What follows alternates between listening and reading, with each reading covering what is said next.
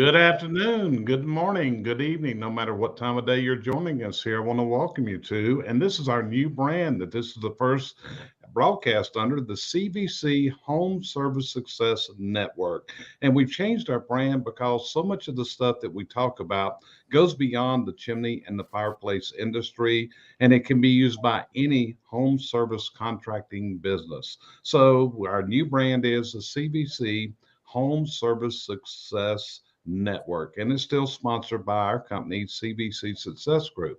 So every week we do this broadcast, we do this show, and our mission is to provide you with ideas, with concepts that you can put to work in your own business to help you take you where we always say to turn your business dreams into your business realities. So, what we try to do is find interesting people that can bring new ideas, new processes to the table. So, a couple weeks ago, we interviewed a gentleman. His name was Jeffrey Wolf. And Jeffrey sent me a message later and said, "Hey, I got a great guest for you," and told me about Larry Broughton, who's our guest today.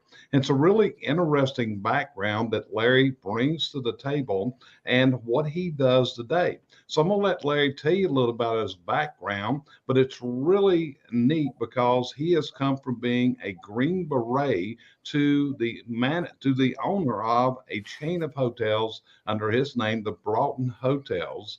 And it's really interesting. And what he's going to share with you, I'm sure is going to be interesting because I know everybody here has prepared some questions about how does he operate all these hotels and what kind of problems does he have. In fact, right before we went online, Brandy asked about a specific problem that may come up in hotels, and you see everybody kind of laughing because Brandy talked about one of her fears of hotel travel, right, Brandy?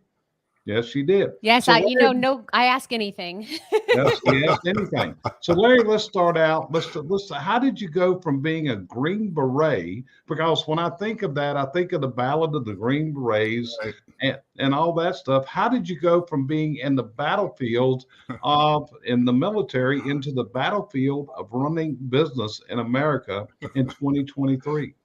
Well, listen, you're not too far off when it came to running, being in the battlefield of the hospitality industry when I first got out of the military, because the first gig that I got just to pay the stinking bills, making $5 an hour, was a night auditor at a no-tell motel in the Tenderloin district in San Francisco. So for those who don't know the Tenderloin, that's kind of the ghetto area. Drugs, prostitution, pimps, gang fights, that Right. kind of thing. You sound like Josh's kind of place. Yeah, it was a trip, but I was much younger, much bigger, more intimidating. And so I went in at 11 o'clock at night and got off at 7 in the morning. And my job was to keep the peace among the drug dealers, pimps, and prostitutes that were oftentimes frequenting the property. And there'd be gunfire outside the property one time, and then one night a round did come and hit the plate glass window there at the front of this property. But really, my intention, having spent a few years in the military, was to get out, go to college and university, get a degree in political science, maybe work for the State Department, maybe run for political office one day. And so this was just a means to an end. Put myself through school. But after being there for several months, an investment group came in to buy this little rundown motel, and renovated it with the intention of converting it into what ended up becoming one of the first, what we now call boutique hotels in the U.S. It's now called the Phoenix Hotel, and it's still there. And this was 35 years ago, probably. And so it's called the Phoenix Hotel. It's in San Francisco. The idea was to renovate it, reposition it, rebrand it, get a whole new clientele in there, cater to the traveling bands. Back then it was Nirvana and Linda Ronstadt and Red Hot Chili Peppers and Gypsy Kings, those types of traveling bands. And all of a sudden it started piquing my interest. How can you take this rundown, tired product where the service was terrible, the team members sucked, mediocrity was good enough, to turn it into a real high performer in the industry? And so I played a pretty key role there, and I started, incorporating a lot of things I learned in the military about team building and setting a vision and operational efficiencies, those types of things. And I ended up becoming a partner in that hotel company. And we grew up from 14 to about 14 hotels in about a 14-year period. So that was kind of my entree. And during that time, I started working on political campaigns on both sides of the aisle, trying to figure out where do I really fit here. And I'd realized that is just not the life for me. It's I don't have thick enough skin, for starters. Compromise is an understatement. If anybody's worked in the political arena, it's a rough game, right? And I just didn't want anything to do with it. So I ended up falling in love with the hotel industry. I mean, it met all my needs, in business, the marketing part of it, the team building thing, the leadership stuff, finance, business development. So that's kind of how I fell into the hotel industry, and I'm still there, plus other things that I do all these years later. Got you covered, brother. Well, so your Green Beret training helped you for this night auditor job because you had to go to battle there, it sounds like. That's right. I hear you. So, Yeah. Cheryl, I'm going to start out with you today. What kind of questions have you got there for our friend Larry today? Forget the business. I'm going the other way for a little while. Good. So what inspired you to become a Green Beret, number one? That's not just what every man goes into. Yeah. And a second question on top of that, did it shape your mindset at all in your approach to leadership? Yeah, those are really good questions. All right. So my twin brother and I became martial artists at a pretty young age, and we were, instructors at a local school. One of my students went in and had enlisted into the military. And my brother, his name is Barry, we're twins. He is still a martial artist, world-class martial artist. He's been inducted in a bunch of martial arts halls of fame. He was the coach for the U.S. sport jiu-jitsu team for a couple years in a row, and they won gold at the World Games. This guy's the real deal, right? I'm just a wannabe. I just want to be in his shadow a little bit. But back then, we came to a national martial arts tournament. We grew up in rural New York, but came out to California, where I am now, to a national martial arts tournament. And we started hearing rumblings there that the Army was going to be sponsoring the first Taekwondo team for the 1984 Olympics as a demonstration sport. And so, honestly, Cheryl, I thought, well, this is my ticket out of very rural New York. I'll get on the Army Taekwondo team, right? Now, the odd thing is, a lot of entrepreneurs will probably understand this. I didn't even study Taekwondo. And I was going to go down and convince these guys I was going to get on the Army Taekwondo team. Now, I did study a style of martial arts that was very similar to Taekwondo, oftentimes confused with it. But my thought process was, why not? Why not me? Other people are making it. Why can't I do it? Right? And so I went into the recruiter's office and told them I wanted to get on the Taekwondo team. And I thought they just sponsored it. But he finally put his hand up and said, if you want to be on the Army Taekwondo team, you have to be in the Army. And it didn't register for me. So finally, I said, oh, gosh, well, I need to consider going into the Army. And so he convinced me to take the ASVAB exam or test, which is the Armed Services Vocational Aptitude Battery. Basically an IQ and aptitude test. Because they want to make sure that what your strengths are is what you're going to be doing. You got these natural, inherent, conative strengths, right? Wouldn't it be great if we got you to work inside those strengths? So that's what that was. And so when I got the results, I scored really high, the top 1/10 of 1 percentile in the country at the time. And the recruiter said, listen, dude, you can do anything you want in the Army. I mean, if you want to be an officer, you're going to have to go to college and university, but you can pick the job. As long as you qualify, you go through, you pass all the tests, you can even try out for special forces.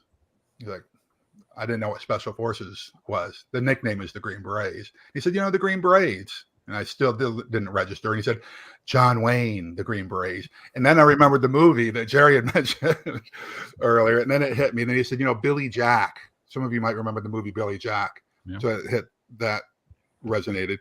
And that year, a movie was coming out called, with Sylvester Stallone, called First Blood, Rambo. right? And so that was a great propaganda film.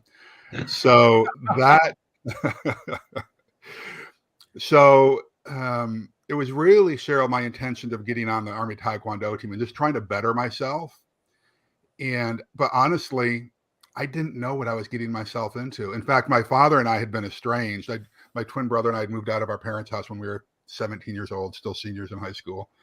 And I hadn't spoken to him in a long time. And then when he had found out through the grapevine that I had enlisted and was going into special forces, I came home one night and from work. I was working at McDonald's at the time as a shift manager or a swing manager. And his truck was parked in front of my apartment. And he said, so I saw him. I walked up to the truck and he rolled his window down and said, "Hey, kid," he used to call me kid. "I hear you're going into the Army." "Yeah." And he said, "And you're going to go into the Green Berets?" I said, "Yeah." And he said, "Do you have any idea what you're getting yourself into?" This was his form of support, by the way. I love him, by the way. He has since transitioned to the other side, but this is how he spoke. "Do you have any idea what you're getting yourself into?" And of course I lied. I said, "Of course I know what I'm getting myself into." And I didn't. And so he said, "Okay." And it was that time that we started rebuilding, Cheryl. And so, yes, a lot of the stuff that I learned about the power of small elite teams where people are working in their strength, the power of vision, I apply to business every day. The power of tenacity, just not giving up. I apply to leadership every single day. So, Thank you. Does that answer your question, Cheryl? Yes, it does. And that was my curious thing from the very first part of it. I apologize. I probably no apology needed. Somebody might have gotten something out of that. No, I think it tells a lot there because it talked about making up special teams in the business and where you attack those problems. So I think it was great there. So Brandy, what about you? You disappeared. You're back now. So hey, what you got at the top of your question list today? Yeah, sorry about that disappearance. I had some technical difficulties with my headphones. Luckily, I've got a 19-year-old here who came in. So my question, you're in the hospitality industry. Mm-hmm. How do you train for customer service? And even more importantly, how do you hold them accountable to that standard? Yeah, God, you guys ask good questions. All right. It's very difficult to train to customer service if there's not an inherent customer service attitude to begin with. Okay. I feel like we can train how to check someone in, how to check someone out, how to hand keys out, and how to do all the concierge type thing. But if you don't have a spirit of hospitality, that's hard to train into someone. Okay.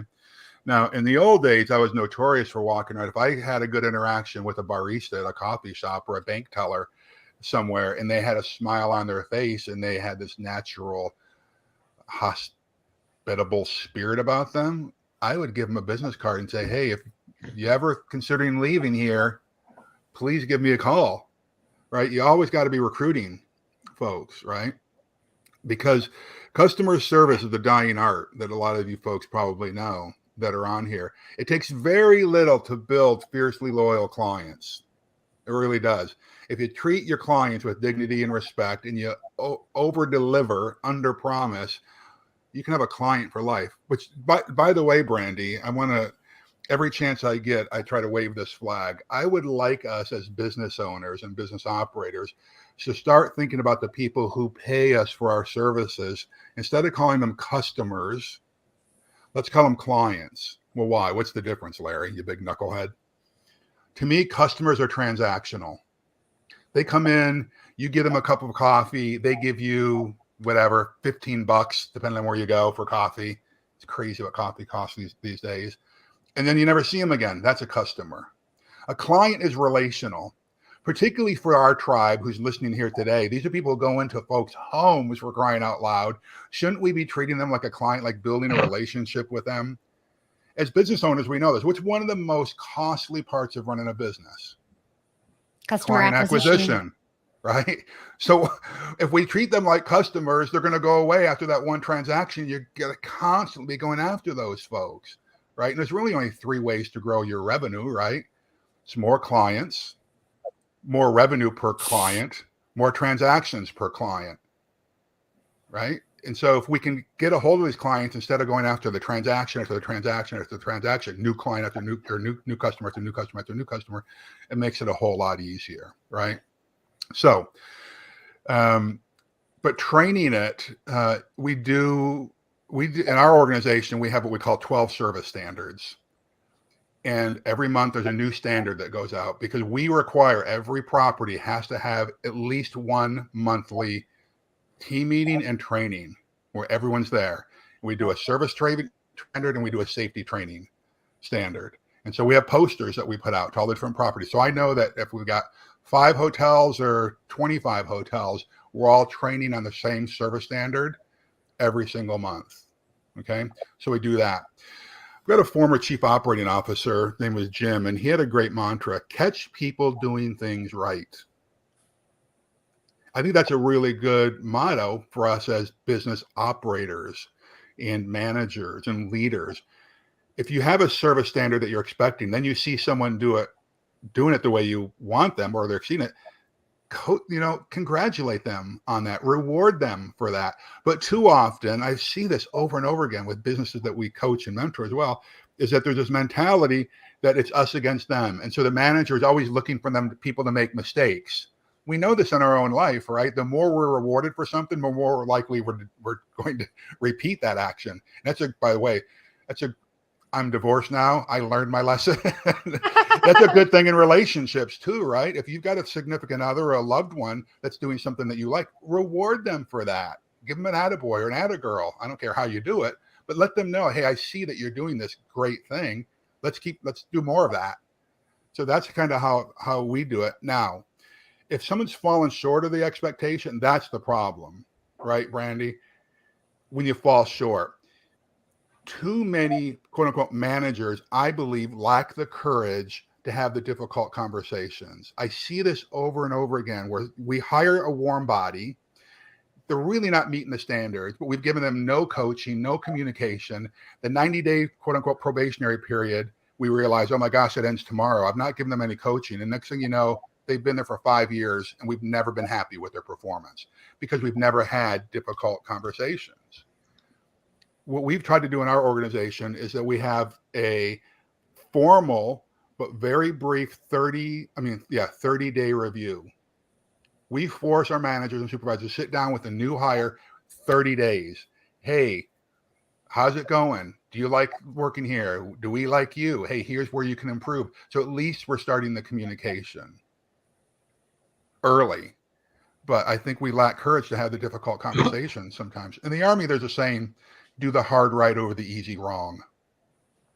The hard right is having those difficult conversations, whether, again, with your loved one, hey, you're falling short. You used to do this and now you're doing that, having those hard conversations. But it's the same thing in business.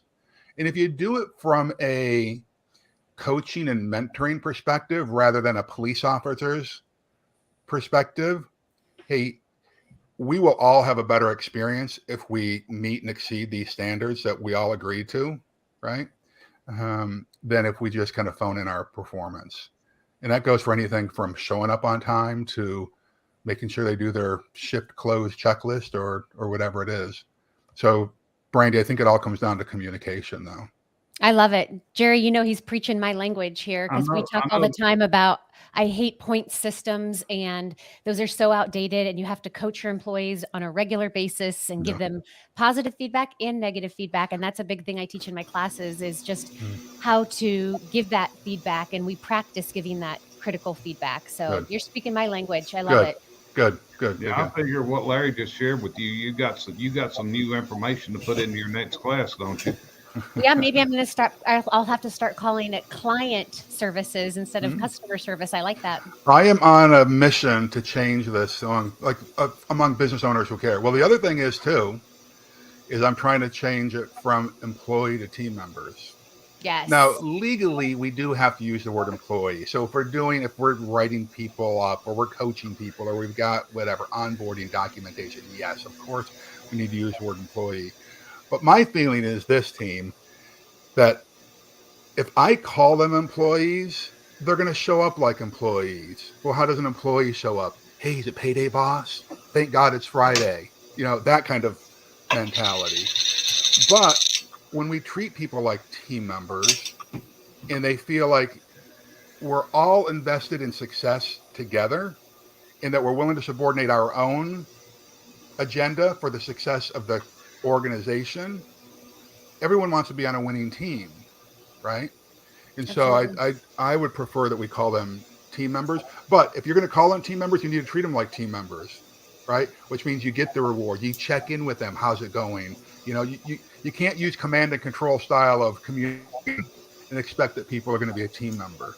Well, and I think you have to take a real holistic approach. Yeah, and I think you act as a team member too. Like I think the CEO should pick up a broom if that's what needs to be done. They have to get in the trenches. Yeah, and I love on your website you used the word authentic because that's my most favorite word in the whole dictionary, and I think that that's just a big part of it too. It's just being authentic with them. Yeah, I think you have to be. I've been amazed. I don't do it so much anymore, just because I don't have the opportunity. But I remember going through and actually answering phones on the PBX when they came through, or helping a room attendant make a bed. You want to build a really quick relationship with a room attendant if you're in the hospitality industry. Like I was an executive housekeeper 100 years ago, but I would like sometimes intentionally screw up just to get them laughing at me, you know, because that builds a relationship. But they would at least appreciate, at least I'm jumping in and helping them out, right? So, 100%. You know, there's a really good book about what you were talking about as a client, and Jeffrey Gitomer wrote a book when I went through coaching certification with him, and the title of it is "A Satisfied Customer is Worthless, but a Loyal Customer is Everything." And that's what you're talking about. That's what clients are. They are people that do business with you over and over and over again, is the way I've always described it in my world. Yeah, I like that a lot. What's the name of that book? It is "A Satisfied Customer is Worthless, a Loyal Customer is Everything," and it's by Jeffrey Gitomer. It's a really good book. I actually use it in some of my classes. Great. So, Josh, what about you? What's on the top of your question list there? And your mic's turned. There you go. Was interesting. John Kennedy talks about when he was running hotels, and he would get in there and fold sheets and with his staff, and you know, same type of thing. They couldn't believe it, and how that little bit of things, how they were able to improve the hotel because they're the ones who kind of have that last touch. Right. You know, after they clean the rooms, he said one of the funniest things is no one could ever figure out why the phone cords kept getting pulled out. This is back when you had people were communicating with modems and stuff. God, I'm getting old. And I can make a modem noise if you want. But the business members, the phone was behind them, not on the desk, and they would just keep ripping it out of the wall, trying to stretch it so they could connect their computers and stuff. Just, you know, and the hotel, the girls that did the rooms understood that, but no one at management could figure that one out. Yeah.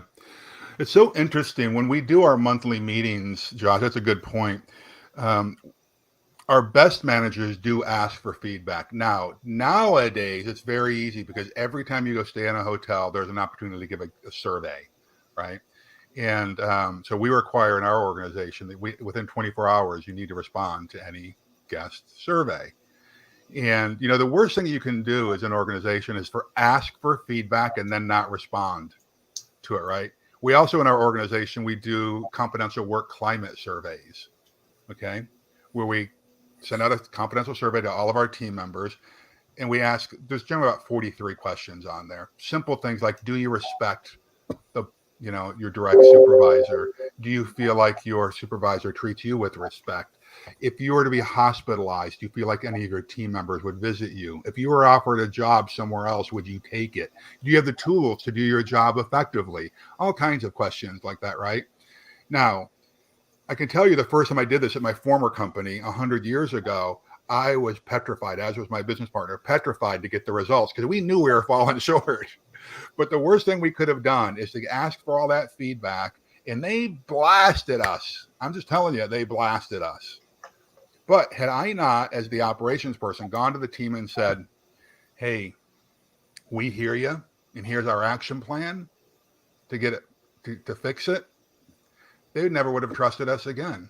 And so I very publicly said, you said this about me. You said this about my business partner. You said this about whatever. And I just bared my soul to them. And it built loyalty with them. And so these guest surveys, about the phone being pulled out of the wall. This is where now you go to a hotel and you see what phone jacks up on top of the desk. You see plugs on top of the desk because people were complaining. How come I have to get on my hands and knees to plug my computer in, right? And the interesting things in the hospitality industry, and maybe a lot of organizations that are out there, 2/3 of our staff work behind the scenes. Most of them have English as a secondary language. But Josh, as you pointed out, they are so close to the operations, yet we don't engage them. That's just bad leadership. That's where all of your institutional DNA is being replicated, is among the maintenance guys and the room attendants and the housemen and the laundry attendants. They see everything. And so if our leaders aren't checking in with them and asking for feedback, we're missing a critical part of the operation. Yep. So, Josh, did that answer your question? I didn't really have a question. I was just a statement. It was more of a statement.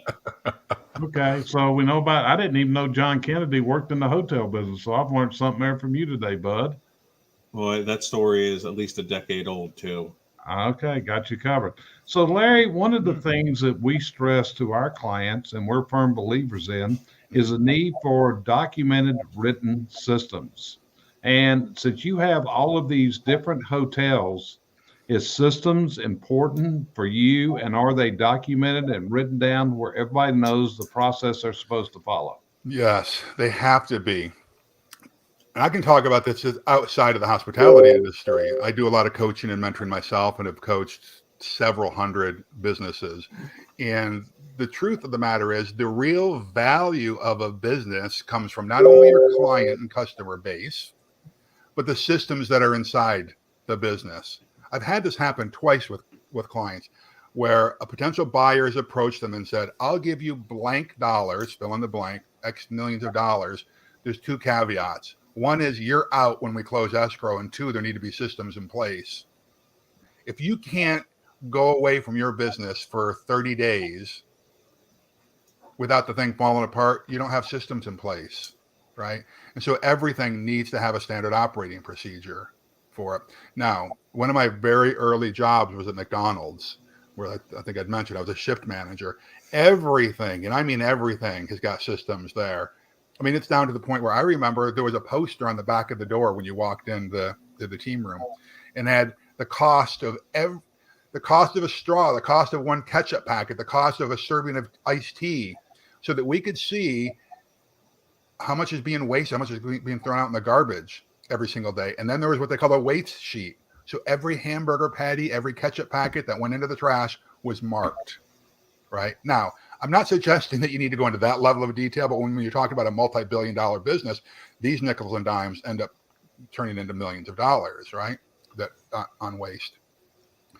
But yes, we start from before somebody even comes on board. People are going to know that we've got systems. Well, why? Because our application process is branded.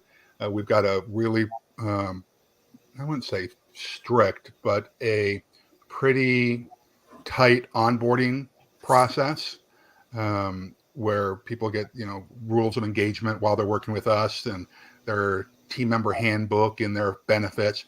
It's all systematized, or a checklist for folks. It's so much easier today, even if you just, let's say that you're a single unit operator, right? Just having a Google Drive with standard operating procedures so that when a new person comes on board, they have access to this drive for all the training that goes in there. And again, you don't need my love language, sure. There you go. Well, the thing is, I think some people get overwhelmed that they think they have to have this full-blown standard operating procedure.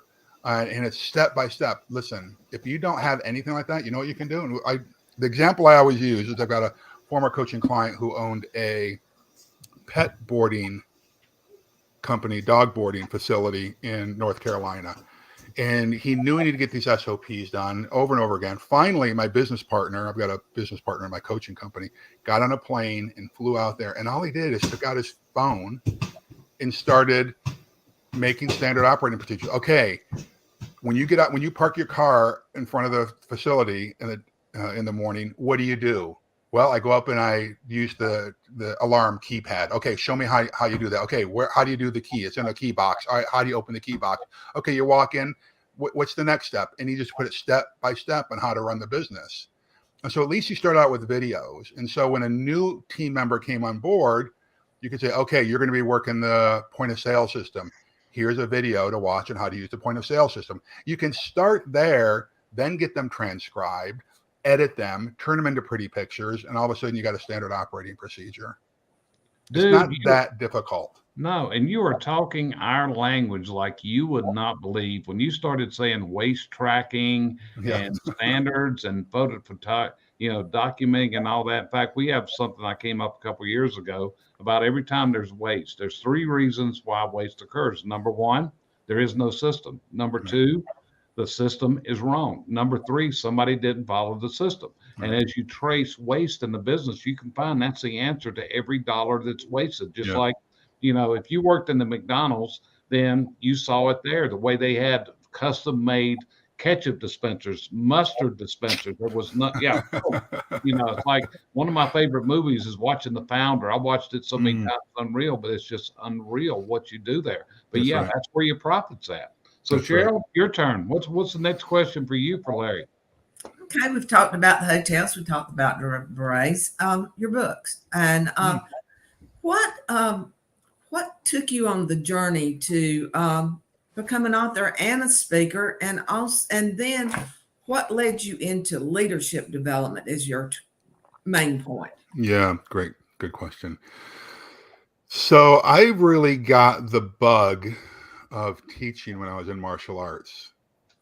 So I just felt a bigger high, recognize the potential in someone and helping them reach it than myself being a rock star. Now, I was a good martial artist. I was not a great martial artist. But then the same thing in anything that I've ever done. Then when I went into special forces, one of the things that a lot of people don't know about the Green Berets is, yes, we do the bunch of what we call door kicking. Yes, we kick indoors, but also we're what's called force multipliers. We'll go into a country, train up a guerrilla force. So training has always felt natural for me. I get a high from it. Maybe in a past life I was a professor or something. I don't know. But when I got into the entrepreneurial, or when I started speaking in the hotel industry, because again, we were one of the early founders, my former company, one of the early founders of the boutique hotel industry. And so there was a certain amount of media that buzzed around our organization. And so people would call and say, hey, will you come speak at our event, right, about the hospitality industry? And I was only speaking at hospitality events. But then if I was on a panel and you had an opportunity to interact with the audience, there was always questions about the stuff we're talking about today, right? And I started realizing a lot of this is transferable from business to business. It's all the same stuff. I had the pleasure of attending this executive program for 2 years at Stanford. And Jim Collins was a professor there at the time. I mean, these are like world-class. I think there were like 5 Nobel laureates in the business department at the time. I mean, crazy, brilliant people, right? But one of the professors said this, that as business owners, we have a real problem figuring out where are the challenges, where are the problems in our business. And as leaders, we're all problem solvers. Isn't that one of the things we're supposed to be doing? Peter Drucker says the number one role of a leader is to create more leaders, right? But secondarily, I think it is to be a problem solver. And so this professor at Stanford was saying, in business, all your problems fall into 4 categories: people, product, process, and profit. Can you think of any problem that you have in your business that's not a people problem, a product problem, a process problem, or a profit problem? Mm-hmm. Yeah. They all fall under one of those categories. And his point was, if you can recognize what category your problem falls into, it's easier to solve it. So first figure out the people, product, process, or profit problem. I thought that was brilliant. And then when I started coaching people and really getting into the weeds and mentoring folks, I'd realized if you got a product problem, if you have a process problem, if you have a profit problem, you know what you've really got? A people problem. They're all people problems. Jim Collins talks about having the right people on the right seat on the bus. Oftentimes people are not working in their strengths, which is why we have these problems in our organizations, right? And so all of this, Cheryl, I started realizing I like being an aggregator of ideas. I like collecting ideas and then sharing them out there, right? And so I started being asked, hey, when I started getting press and media, will you come and speak at my organization? Will you help me run my business? And it just started taking off.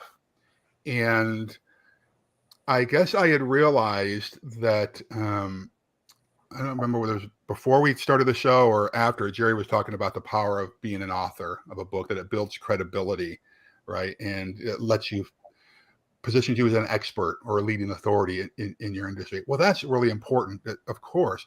But for me, writing things down helps me solidify my ideas because I have to do some research, right? I may start out thinking, okay, I'm going to write about this and here's what I think the end result was going to be. But as I start researching, I realize, well, that's not true at all. And I've changed my mind. So the book, especially this victory book that we were talking about earlier, just came out of me understanding that government is not going to save our bacon. It's just not. I don't care what side of the political aisle you're on. It's the entrepreneur class is going to change the trajectory of individuals and the trajectory of our country. More people have been lifted out of poverty around the world through entrepreneurialism and capitalism than any government program ever put out there. And I refer to it, Josh, I'll be interested to hear what you say when you get to this. It's a chapter called Freedom Road. I think it's chapter number 9 in the book, where I go into this, that it's basically it's a call to action. That's the last chapter. Yeah. It's not there yet. It's basically a call to action. And so that's why I write the books. That's why I talk about leadership, because I think there's a leadership gap in this country. I don't care whether we're talking religion, academia, business, government. For the things that we were talking about earlier, we lack courage to do the hard right over the easy wrong. And so that's why I want to inspire leaders to step into that gap, because we need strong leaders. That's why I do it, Cheryl. Yeah. Larry, if you'd hold that book up again and just hold it in front of the camera for a minute. I just put the link on Amazon to purchase the book Victory by Larry. And Josh, would you highly recommend this from what you're seeing so far? It's been a pretty good read. One of the things, this is a perfect softball question for Cheryl, is you talk about the need to personality test your high-level team members. Cheryl, talk about that. Yeah, Cheryl is a disc assessor, so she's Great. I don't know if she's about the highest level you can go, but she's our in-house disc assessor. Great. Larry is a Clifton Strengths person, because that was my next question. I do Clifton I Strengths and all. Colby, and I've done disc as well. I've done a lot of them, but the ones that I find most helpful for entrepreneurs is Clifton Strengths and Colby. Well, Colby I really love because, Aristotle used to talk about the conative brain. And then for a couple thousand years, we stopped talking about it. We got all wrapped around the axon, the cognitive. Well, why is that important? Because the industrial revolution, we needed, what's the cognitive measure? How you've been trained, what goes on a resume. That's the cognitive stuff. Not how do you reflexively reply to stimuli. That's the conative brain. That doesn't change, right? And so I learned about that mostly in the military as well. You may think that you're designed a certain way, but then when the pressure is on, how do you really show up, right? And so, but I don't care whether you're using Myers-Briggs or DISC or you name it. There are a lot of really good ones out there. But the better we know ourselves, the better teams that we can build around us. One of the classic mistakes that leaders and managers make, guys, is that we end up hiring mini-me's, is what I call them. You do an interview with someone and sparks fly because they're just like me. I don't want an organization of just like me, because we'd be sitting around coming up with strategy and blue sky thinking all day long and not executing on things. I need to understand what my strengths are, what I'll say it, weaknesses are, so that I can bring people on board whose strengths augment my weaknesses. Yes, I can fine tune my weaknesses a little bit here and there. I can move the needle maybe 10 or 15%. But if I conatively have a area that I just don't excel in, it's never going to become, my top, whatever, action mode, right? So I can work around the edges on it. I can soften up the hard edges a little bit, but I'd rather bring someone in. And this all comes from Donald Clifton. He wrote a book 100 years ago called Now Discover Your Strengths. He was an early mentor of mine, which is the precursor for the Strengths Finders assessment. It sounds like you are a visionary and you know how to delegate, and you find implementers to delegate what your ideas are. Would I be correct that you would be more of a visionary than an implementer? Yeah, definitely. Okay. Definitely. So Brandy, last question, because we're running through on the sorry. I had so many more. Let's do a part two. Let's do a part two.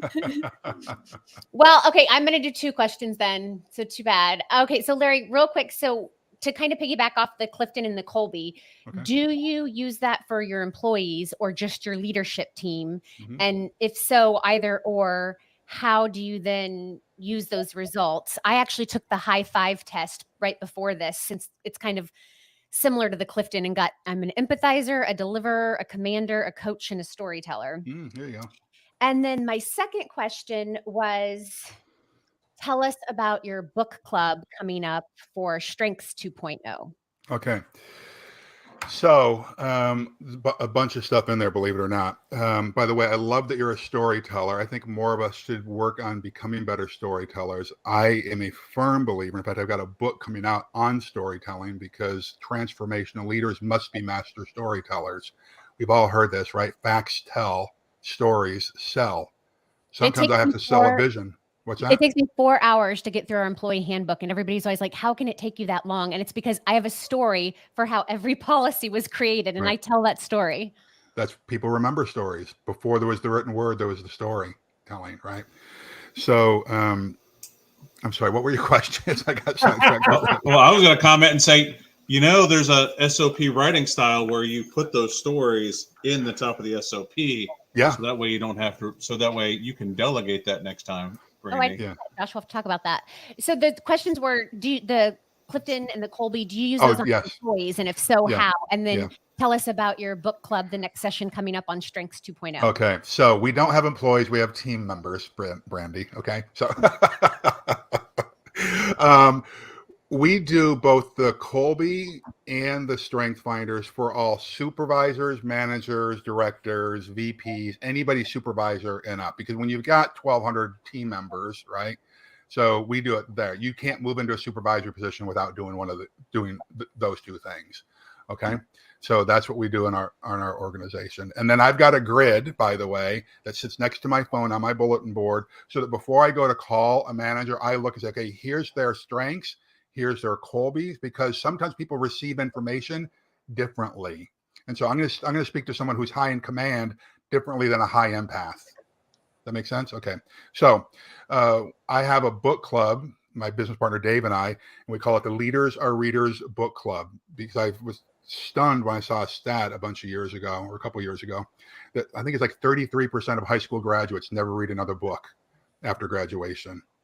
And it's worse for college and university grads. 42% never read another book afterwards. But we've seen all the surveys and all the studies that people who read one book a month end up being the top wage earners in their industry. Those who read a book a week are in the top of the entire society, right? We ought to be reading more, but I get that we don't have time. And so our joke is that we read the book so you don't have to. So people come on once a month, and we do books anywhere from, one that's coming up is Clifton Strength Finders, or Strength Finders 2.0, I think it's called. It's changed a couple times depending on the edition. We've done things like $100 million offer, to Brain Rules, to Man's Search for Meaning by Viktor Frankl, to Dr. Seuss books and Harold and the Purple Crayon, because I think you can learn leadership, skill building, client service standards from just about anywhere. Larry, my favorite book is, and I did a paper on it in college, is Everything I Need to Know I Learned in Kindergarten. There you go. Yeah, right. It's really good. So that's what we do on our Leaders or Readers book club, and that's free. Anyone can and how would people sign up for that, just to tell our listeners?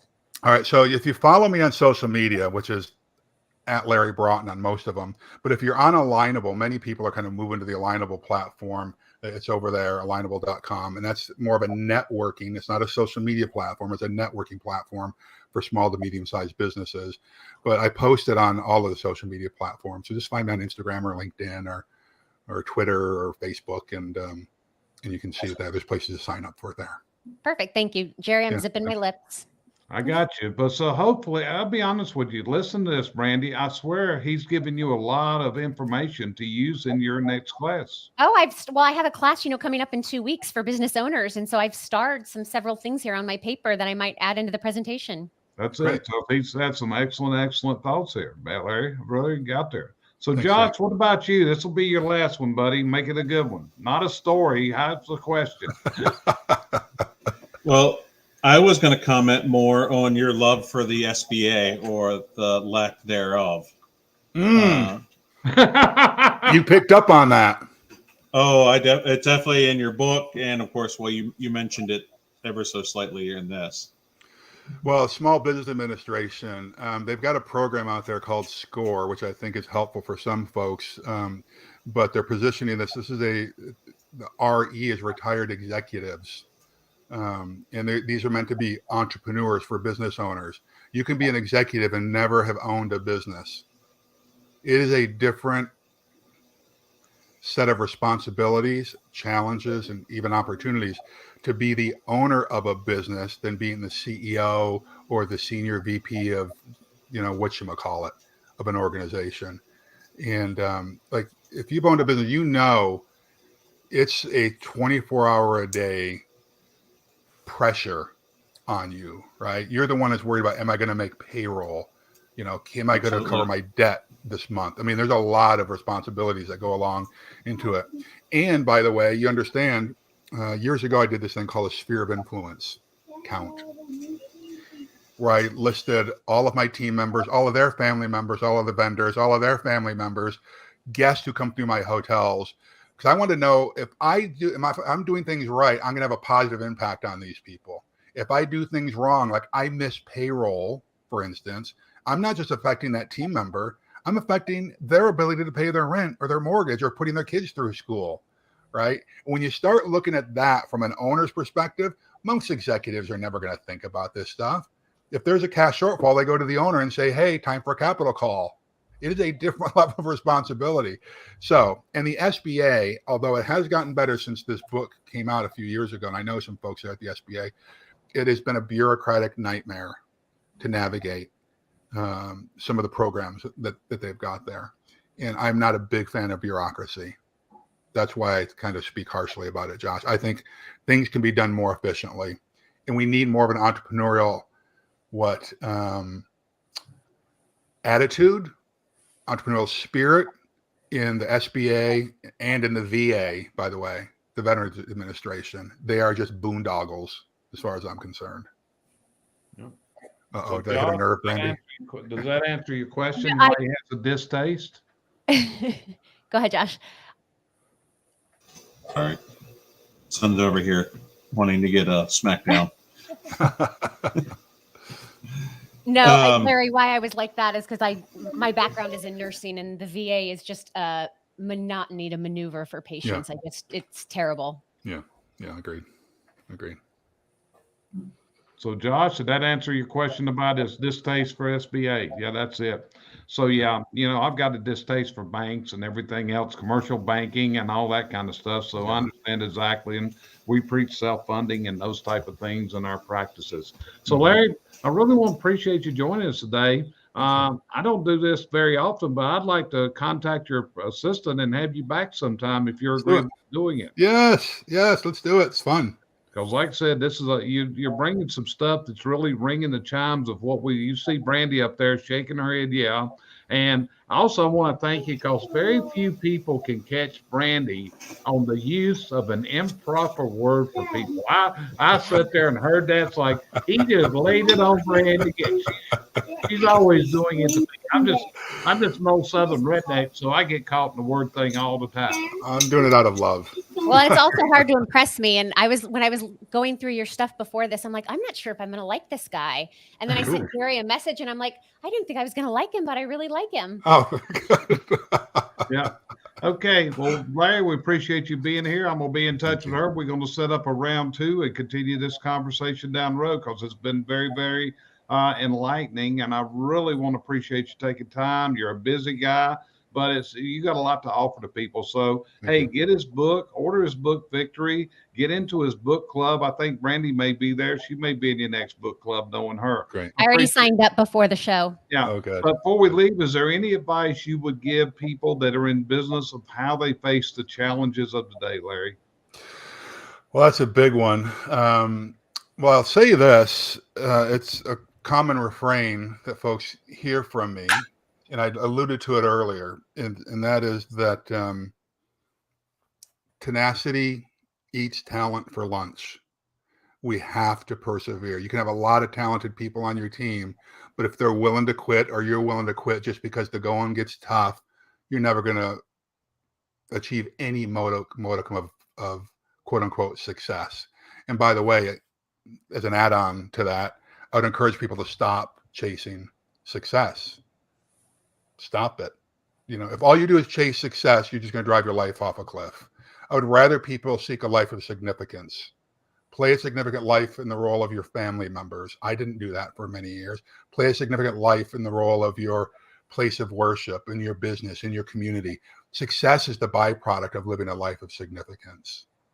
If you get those two things down, tenacity and a life of significance, I think you're on your way to living a joyful life. Hey, words of wisdom. We're going to put that in the show notes, brother.